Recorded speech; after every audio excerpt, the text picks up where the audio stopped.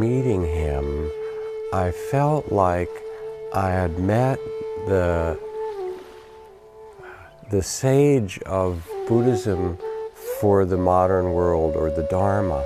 There's something so pure about his spirit, but also so deep about his vision, that I realized the teachings and understandings that have been carried for thousands of years were being expressed through Ari in a way that could affect people's, not just their inner hearts and minds, but the whole way that we lived as a community in the modern world.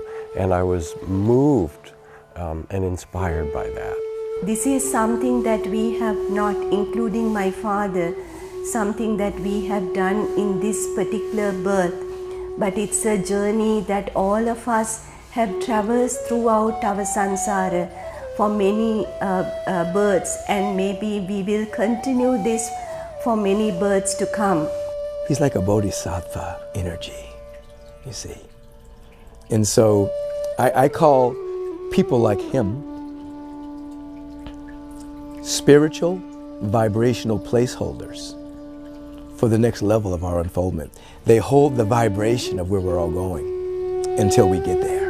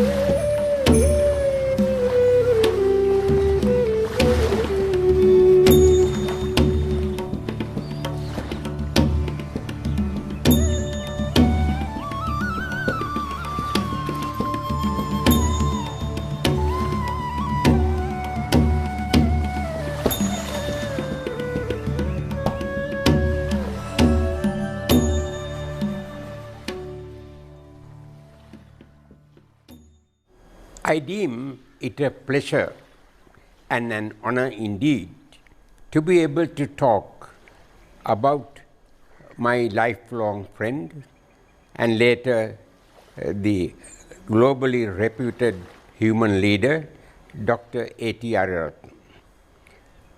I am fortunate that we shared the same village. We were born at Unawatuna in the deep south.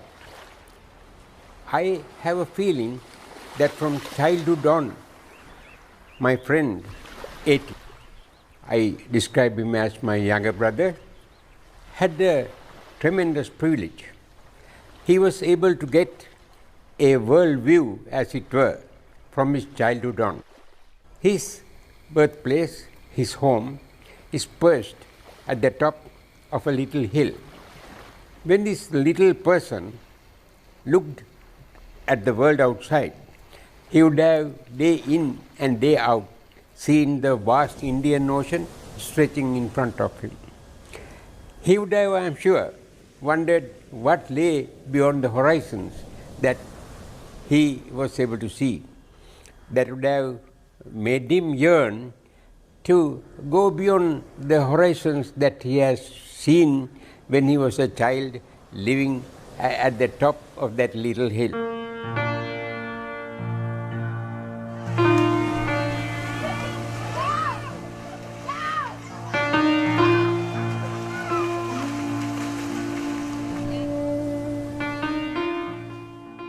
මම හිටියේ සහෝදර විපාකයකින්.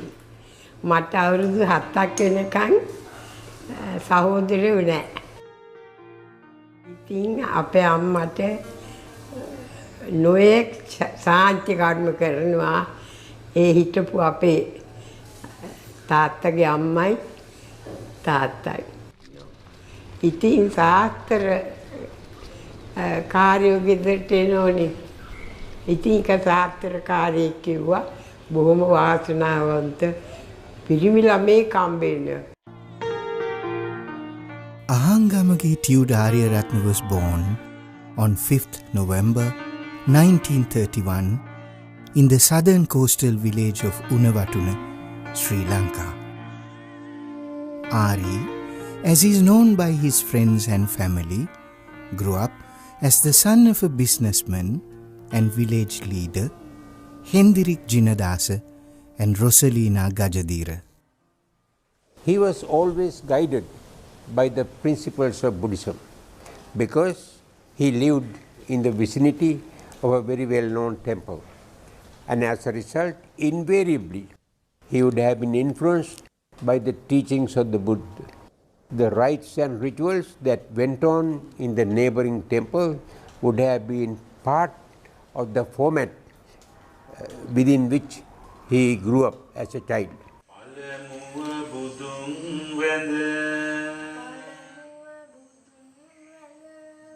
Growing up under the guidance of learned Buddhist monks, Ari memorized scriptures, practiced virtues, cultivated boundless love for humanity.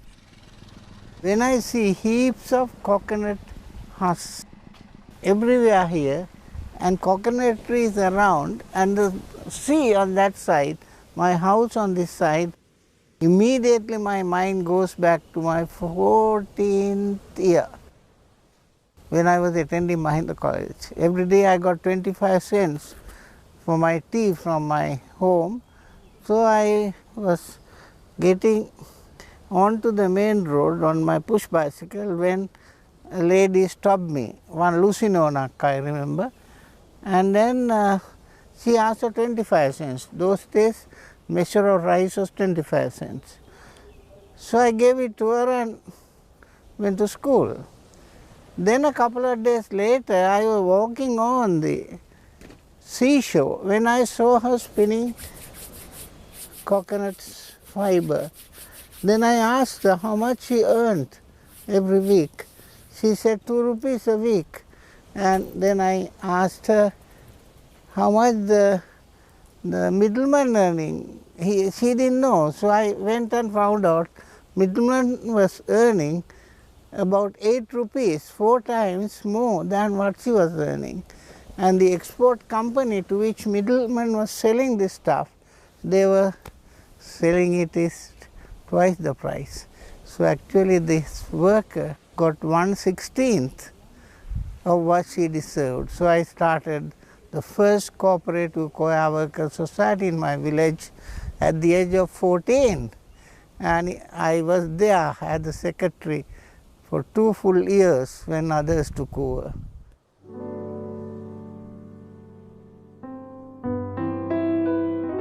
His sensitive years were spent in the days of the Second World War. In 1939, when the war broke out, those of who lived in the southern coastal village of Unavattuna too felt the echoes of this universal carnage. Ari's family temporarily moved to Maddakanda, a village wrapped in the upcountry mountains, a safe haven, so peaceful and serene.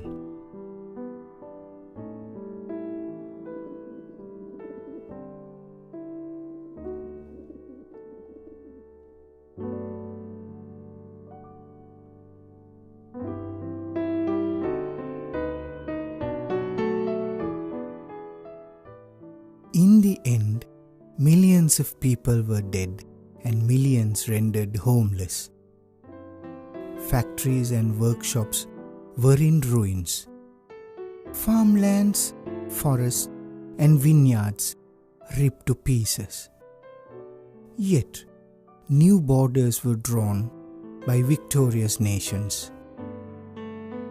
The Great British Empire which controlled so much of Asia, was on its last legs and soon to disappear in the face of rising nationalist movement that emerged from India.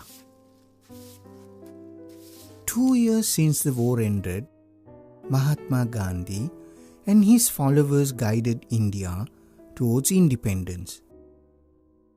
Exactly a year later, in 1948, Sri Lanka also steered their way to win a restricted political freedom from colonizers.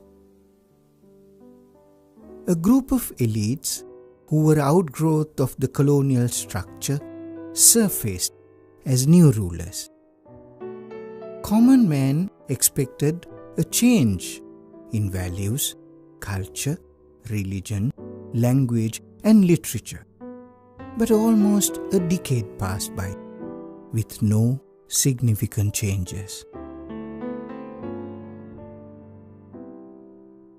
Right through my education at Mahinda College and even in my own village, I was not happy with the social economic structure in which we were living.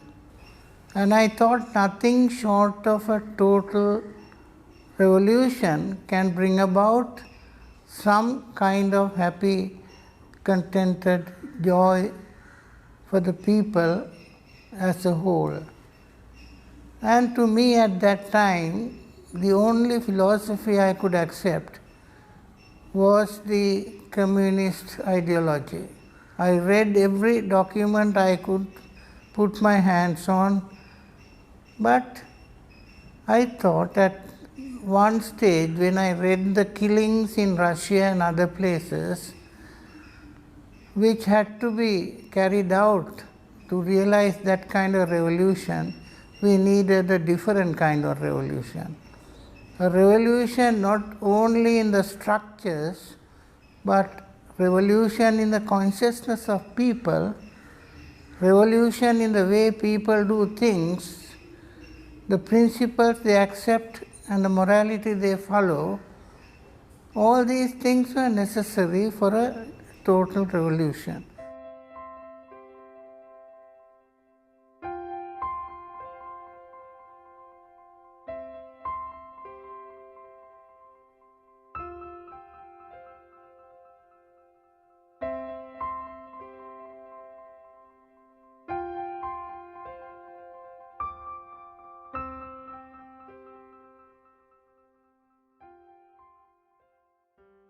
Kind of revolution we needed was certainly a non-violent one. So the germs, the seeds of revolution have to be planted in a proper soil. So the Buddhist philosophy and the Buddhist culture prevailing in my village, in my country, was perfectly suitable for a non-violent total revolution in my country, and we need not look to outside violent ways of doing things. In 1957, while teaching at Nalanda College, a leading Buddhist school in Sri Lanka, Ari got an opportunity to visit India for the first time.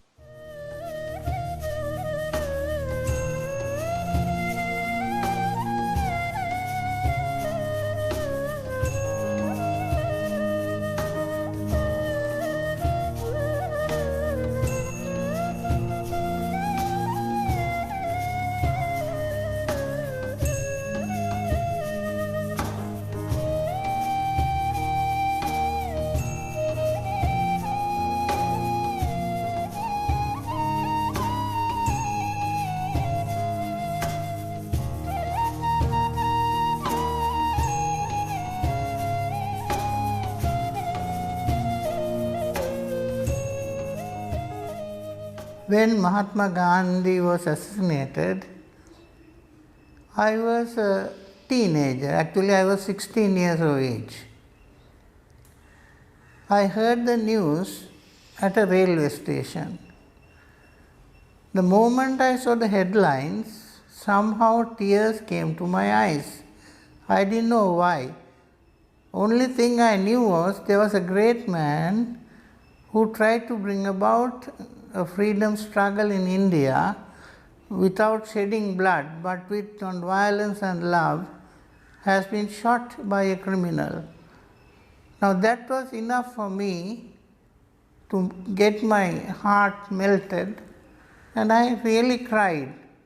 Then I was interested in finding out who this Mahatma Gandhi was. And subsequently, a few years later, I had the opportunity to come to India. I couldn't see Mahatma Gandhi, then he was dead and gone, but I was able to meet Acharya Vinoba Bhave, who was his principal spiritual heir. I met him and I walked with him in his Bhudan or land gift movement, and I was very much inspired by him. Later I was inspired by Sri Jayaprakash Narayan, Asha Devi, Moraji Desai, and so many other leaders who were followers of Mahatma Gandhi. During my second visit to India, there was a big new education fellowship conference in New Delhi, which was attended by Sri Jawaharlal Nehru and several other great Indian leaders. And for the first time I heard the word Sarvodaya, a word coined by Mahatma Gandhi in 1908. So I immediately decided, when I returned home, I would call the Shramadana movement we had initiated the Sarvodaya Shramadana movement. Mahatma Gandhi combined two Sanskrit words, Sarvam and Udayam, to coin the word Sarvodaya. He explained it as welfare of all. Ari gave a deeper meaning to the same word based on Buddha's teachings. He interpreted the word Sarvodaya as awakening of all, which combines spiritual and social change and emphasizes enlightenment through sharing. I was wondering whether preparing students for examinations, giving them a textbook-based, classroom-oriented education for the purpose of passing exams and getting jobs, is it the right kind of education? I thought that was not education. Education is total personality awakening of the individual to face every possible challenges in life satisfactorily and live a life of joy, life of happiness. So I thought ways and means of doing it through service to humanity. So I thought, being a teacher at Nalanda College, I could start a sustained movement for uplifting the poor. So with my experience with another colleague who helped me to understand the backward communities, I was able to select one of those villages called Kanatuluwa. Kanatuluwa is a village situated 67 miles away from the capital city of Colombo. 40 poverty-stricken families lived in this village. They were one of the poorest, marginalized and oppressed in the island Ceylon in late 50s. These people were classified as untouchables, belonging to a caste called Rodia. They did not receive social recognition as equals. For generations, men, women and children of this village managed their existence through begging. They were not even allowed to cover their upper bodies by the higher caste.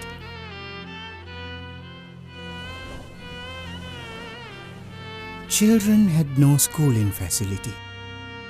eating houses, hairdressers, and similar places closed their doors on them. Worst of all, even the monks did not accept their alms or cater to their religious needs. They were truly and surely outcasts. Kanatulu camp was the beginning of a new era, not only to ourselves, I believe to our country also. Mrs. Bandaranaike, who was the wife of the Prime Minister at that time, visited this village, which was a great help for us, and we got very wide publicity in the national press. Breaking caste barrier was my hidden, unexpressed wish at that time was fulfilled. To the outsiders, what we were doing was really revolutionary. That is, very well-to-do teachers, students, others coming down to a lowliest kind of village, doing physical work, transforming the village physically, also socially by interacting with them as equals. That was a revolutionary thing for people. Hundreds who visited and saw our work. But for us, it was something different. He used to call it, we build the road builds us. We build the road. This expresses, I would call this the compassionate commitment that one makes to the well-being of others. And also, since when engaged in this activity, one is not just acting alone, building the road as a single individual, but one is working together with a group, so one has to learn to act within the dynamics of a group, when to express one's own opinions about how the road should be built, when one should stop and listen to others, when one should put aside one's preferences and accept the ideas of others, when one should defend one's own preferences and try to make others understand them. And so building the road is also a process of learning how to cooperate with others, to collaborate with others.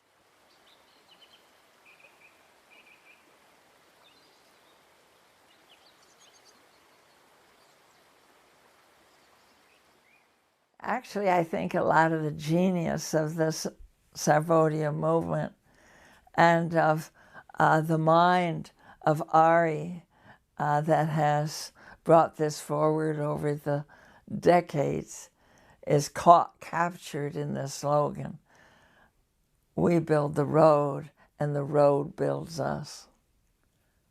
Oh, that's what a perfect way to convey the central teaching of the Lord Buddha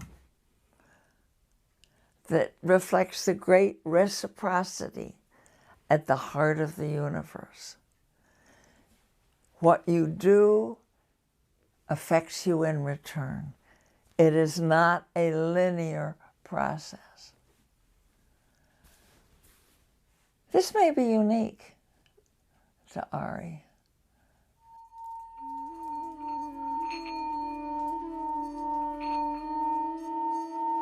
Ari believes in a holistic approach to development.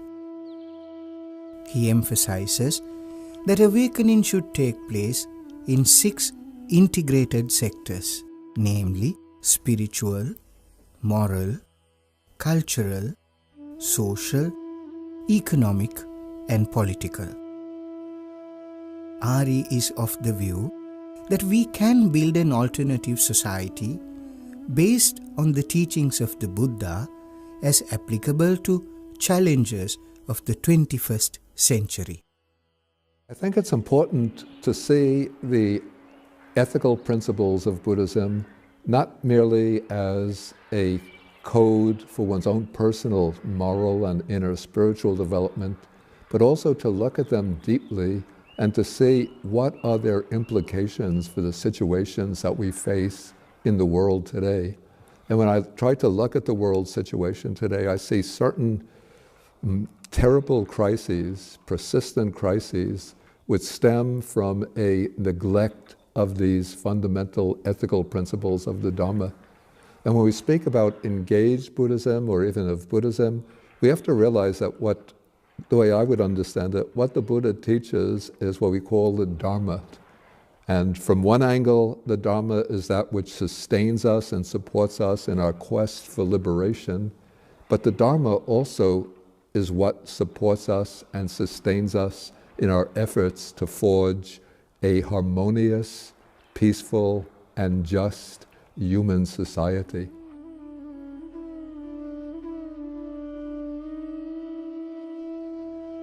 When people participate in any Sarvodaya activities, their primary objective should be to practice Satara Brahma Viharana or 4 sublime abodes to awaken the person within. Metta, loving kindness to all living beings. Karuna, compassionate action to help alleviate suffering in many forms. Mudita, dispassionate or altruistic joy derived from engaging in community action. Upeka, equanimity, a state of mind that does not get disturbed by loss or gain, fame or blame, success or failure.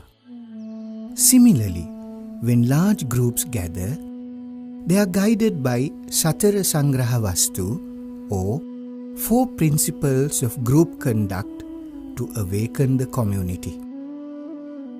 Dhana, sharing, Priyavachana, pleasant speech, Arthacharya, constructive activity, and Samanatmata, equality in association.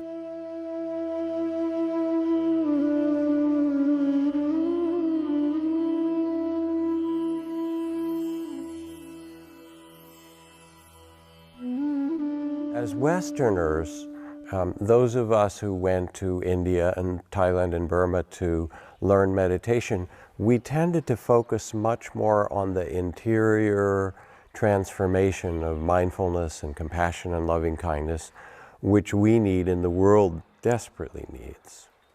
What we didn't attend to or recognize is that the temples were actually community centers where people came over thousands of years for education, for medicine, to make community decisions, to support one another in difficulties, support the flowering of their village or their community, and that all of this goes back to the very origins of both Buddhist teachings and the collective wisdom of India and Asia as a whole. We were so focused on our own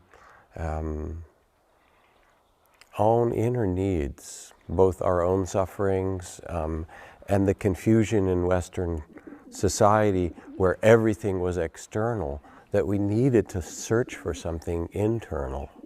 And it's only in recent years that we've begun to really see the treasures of community and mutual support and engagement in the world that are equally a part of these ancient and transformative teachings.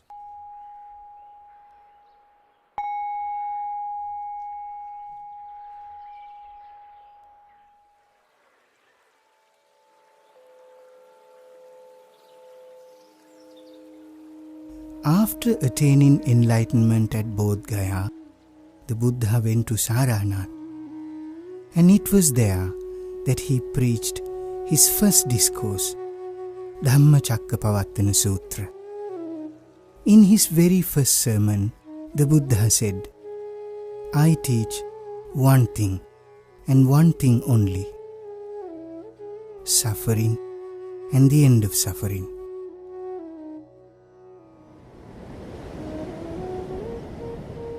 This sermon is centered on the 4 noble truths, which are the foundation of Buddhism. The truth of suffering, dukkha, the truth of the cause of suffering, samudaya, the truth of the end of suffering, nirodha, the truth of the path that frees us from suffering, marga. What Ari has done is to see these early teachings of the Buddha focused on community, and then to bring them out in a brilliant and new form for modern times. He uses the diagnosis of suffering to look individually at a village or a family or a community and see the disharmony, the economic injustice, the conflict with people, the poverty, the lack of respect, all as expressions of dukkha or suffering. And then, in the most brilliant way, he says, let us look at the causes. What is the greed? What is the fear? What is the ignorance? What is the confusion? What is the cycle of anger or hurt that keeps this going? And as he does, he then presents this as the beginning of the story.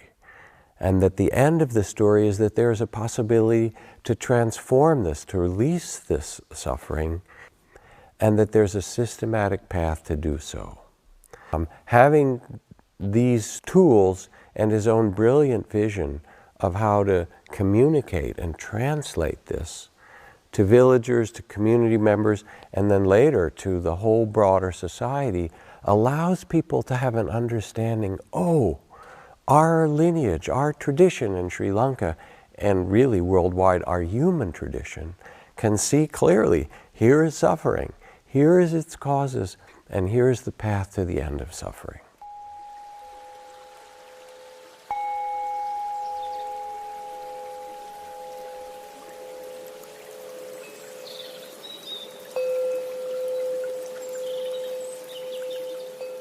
Two things come together, Buddhism and its values and ideals and so forth, and practical help to people. And I really hadn't seen that before, so I became very intrigued from that point on by the way in which Ari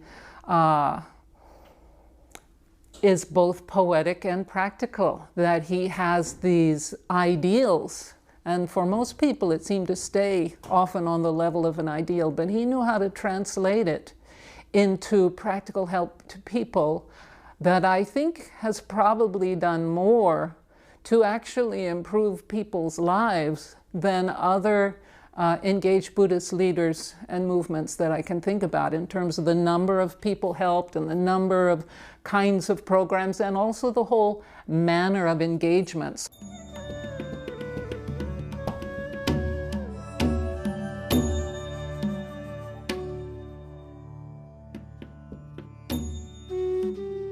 The word Shramadana literally means gift of labor. It had a magical attraction.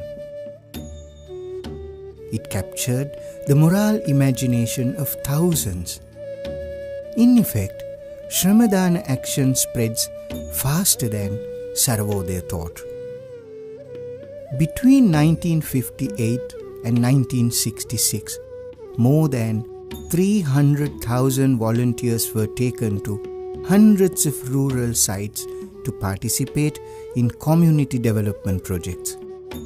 This gift of labor concept spread through the country.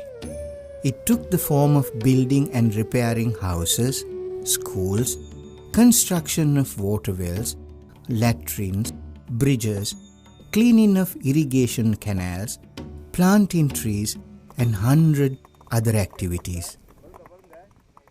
What Sarvodaya did in those right from the early years was to bring in Tamils and also Muslims when they would have their village meetings, which they called Pawal Hamua, family gatherings. They would honor, at the beginning, there would be an honoring of the faiths, but they would begin with the minority faith.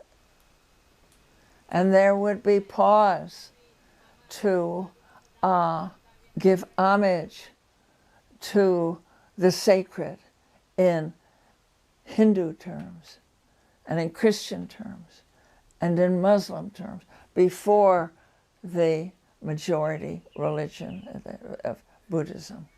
There was an assumption that we were all aiming for a peaceful, fair, just world. That everyone's true nature had the seeds of true awakening in them. Sarvodaya has succeeded in developing programs at 6 levels, namely personality awakening, family awakening, rural community awakening, urban community awakening, national awakening, and global awakening. The most valuable aspect of Sarvodaya's journey and the journey of my father is that Sarvodaya's message of awakening of all has reached out to the hundreds and thousands of individuals in this country, from the children who are yet to be born, as well as youth, mothers, farmers and elders, and distinguished various personalities in this country.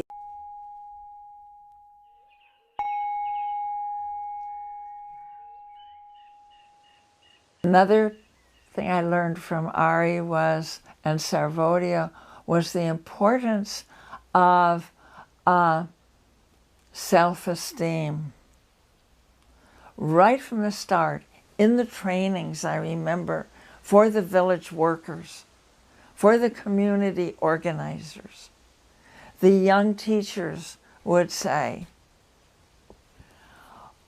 bring out their natural dignity.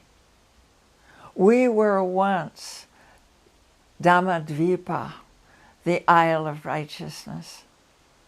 We were once the Danyagara, the treasure house, the pearl of the Indian Ocean, the treasure house of wealth. This was true historically. And so what was held up for them was not a picture of the glamorous, industrialized, modernizing West back then, but a mirror of their own greatness before the colonizers came.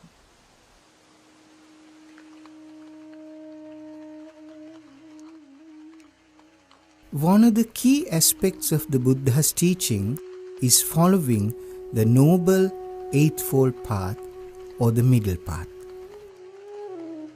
Middle path is also viewed as a path to self-purification. According to Buddha's teachings, a person who adjusts his life based on the Noble Eightfold Path will be free from miseries both in this lifetime and hereafter.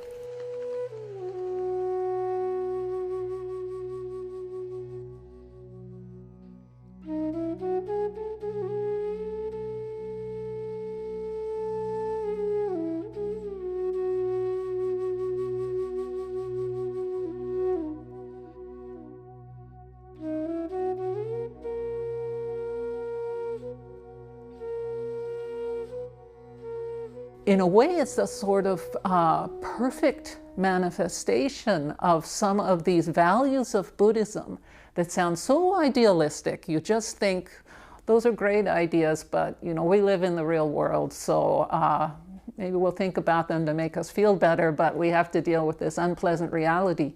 Well, he's really showing that it's possible. It could be possible to live in a way that is more or less trying always to get closer and closer to those ideals. Well, actually, the Buddha believes this too. The Buddha one day refused to give a speech in a village. Everyone wanted to hear the words of the sage, and he said, first feed this hungry man. So Ari takes that and he says, there's a lot of hungry people in Sri Lanka, and there are people who are cold, and there are people who are sick. And the Buddha tended to a sick disciple. So we can live these things on a societal level if we decide that we really want to. There's the 10 basic needs, and everyone should have those 10 basic needs met. After having participative discussions with many thousands of villagers, Sarvodaya identified 10 basic needs that must be satisfied in a just society. It highlights not only economic and social needs, but also spiritual, moral, and cultural requirements. They are clean and beautiful environment, clean and adequate supply of water, minimum supply of clothing requirements, adequate supply of food, basic health care, a modest house, energy requirements, basic communication, total education, and spiritual and cultural needs. Sarvodaya is almost a model of a kind of complete alternative society. It is so thorough in a sense, and it's such a manifestation of the principle of interdependence, because you start to work on one issue and you realize, oh, that's all interconnected with this other issue, and you work there and it's interconnected with another. So you grow slowly, but you realize you're working on many fronts at once, but again, always with this foundation of some of these Buddhist values. In the year 1969, the world celebrated the birth centenary of the leader of the Indian freedom movement, Mahatma Gandhi. Sarvodaya launched its 100-village development program to commemorate this event. It is a coincidence that Ari received the illustrious Raman Magsaysay Award for Community Leadership in the same year. Meaning, may all beings in the universe be well and happy was one such thought, working for a noble idea.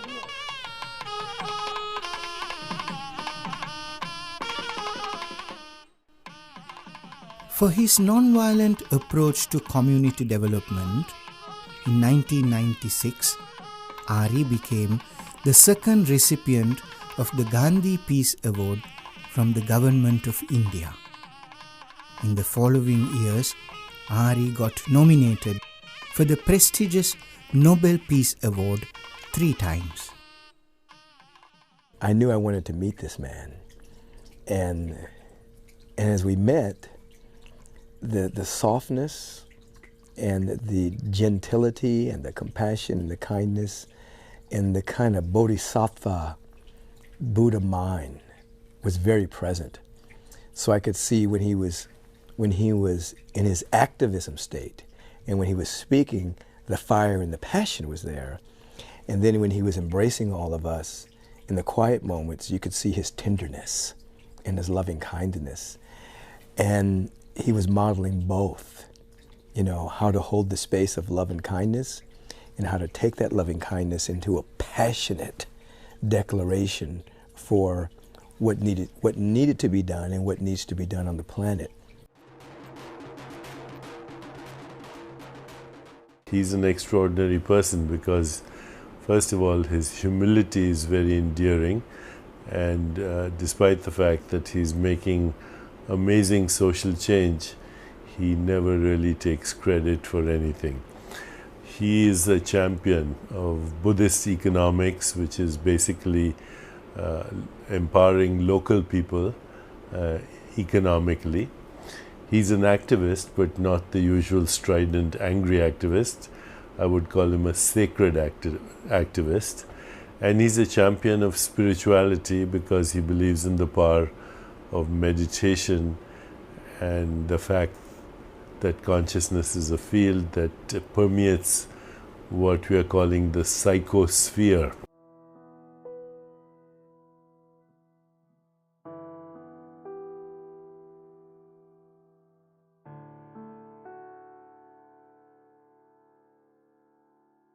So actually we have been working for over 6 decades, 60 years. In my case, entire 60 years was spent for that. Throughout this period, the only theory we followed were the teachings of the Buddha, which is not a dogma, which is a universal teaching to which nobody can object.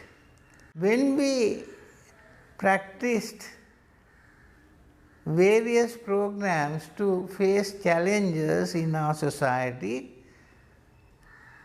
only looking at Buddha Dhamma, whether it is correct way of doing things to get good means to good ends, that was all we were concerned. Then out of that practice we formed our own theories.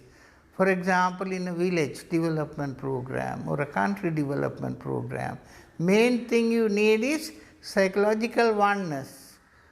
That is, people as a whole should come into a psychological environment where they decide, yes, we need a road to our village, we will build it.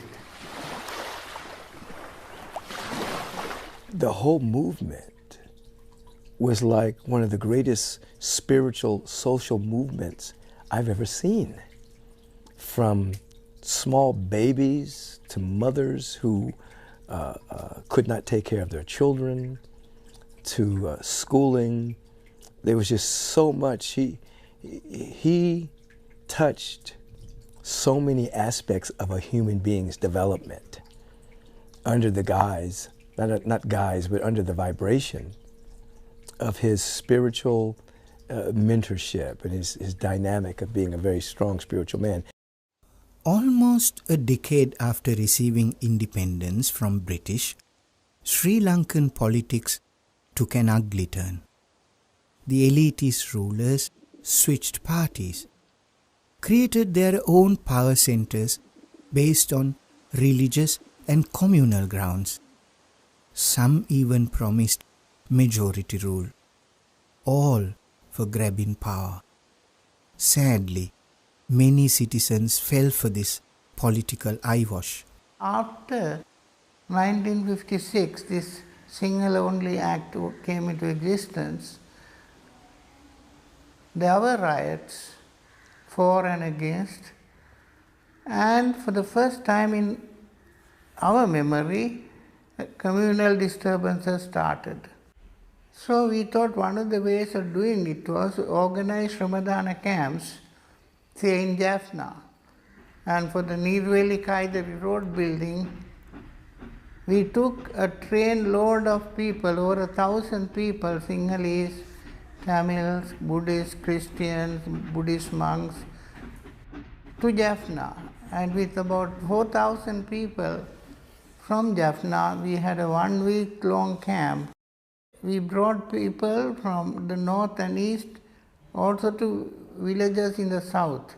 In that way, right through, we contributed to prevent this becoming aggravated and becoming a violent kind of confrontation.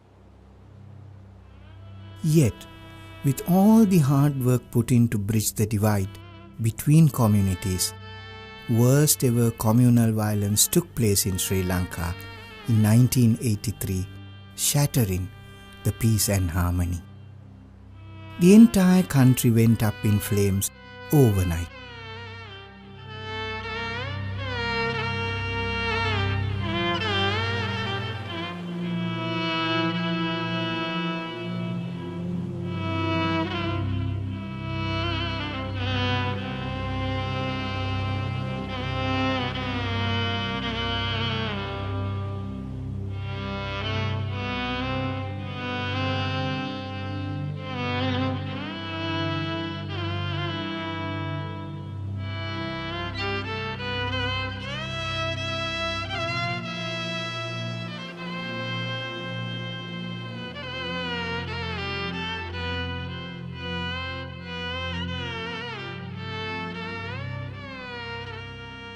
During these worst communal riots faced in Sri Lanka, Ari and his Sarvodaya Shramadana Peace Brigade fearlessly took to the streets, risking lives and limbs against parties of vested interest, lethal underworld, and even powerful political elements to prevent violence against minority Tamils. In the ensuing months, Sarvodaya launched a series of interfaith dialogues, mass peace meditations, and peace walks across the country to begin the process of healing. We believe that wars begins in the minds of people.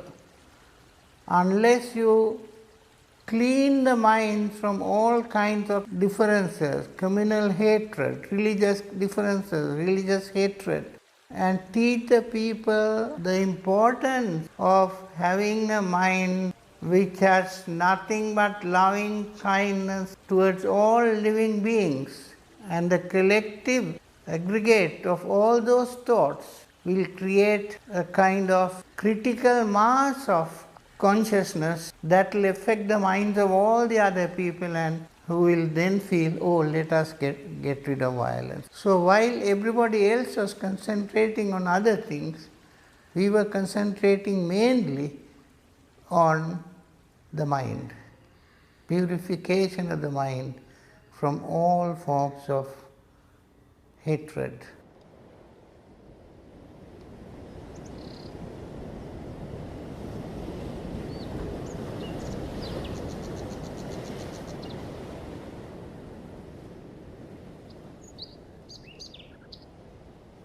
Since 1983, Ari has led over 1,000 multi-religious mass peace meditation programs across the country, including war-ravaged North and East during the height of civil unrest.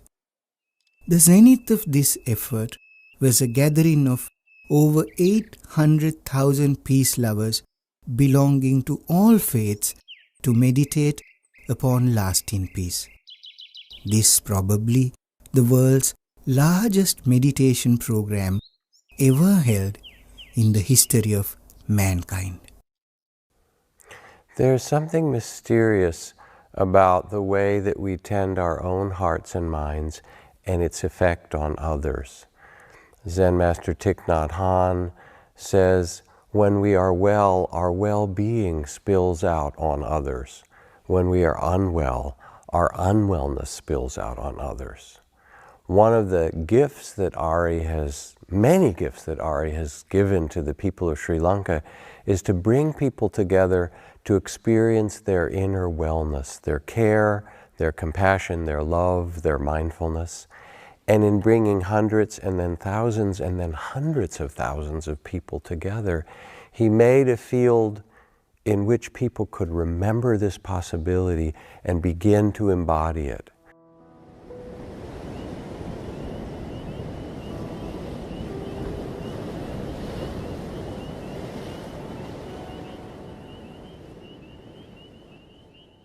His participation in sacred activism, in Buddhist economics, and now influencing the political world are of immense value, and there's no one who has done this in a way that actually could be an example for all other leaders. I consider Ari one of the most important luminaries of our time, and I think other leaders could learn a lot from him. His humility, his grace, his power, and his deep understanding of consciousness and how consciousness is the only solution to the world's problems. If we had just listened to him carefully and follow his examples, I think there's hope for humanity, and we could then actually create a more peaceful, just, sustainable, and healthier world. He is an example of love and action. love without action is irrelevant, and action without love is meaningless. But when you have both, as Ari exemplifies, you can change the world. What really is going to be the decisive factor in the survival of Sarvodaya and also survival of our world is the message that it has tried to convey to not just the Sri Lankans but also the whole world, that there is an alternative path that each and every individual can embark upon to translate one's own inner being, one's own inner heart and mind for the betterment of not only oneself but also for the betterment of the whole humanity.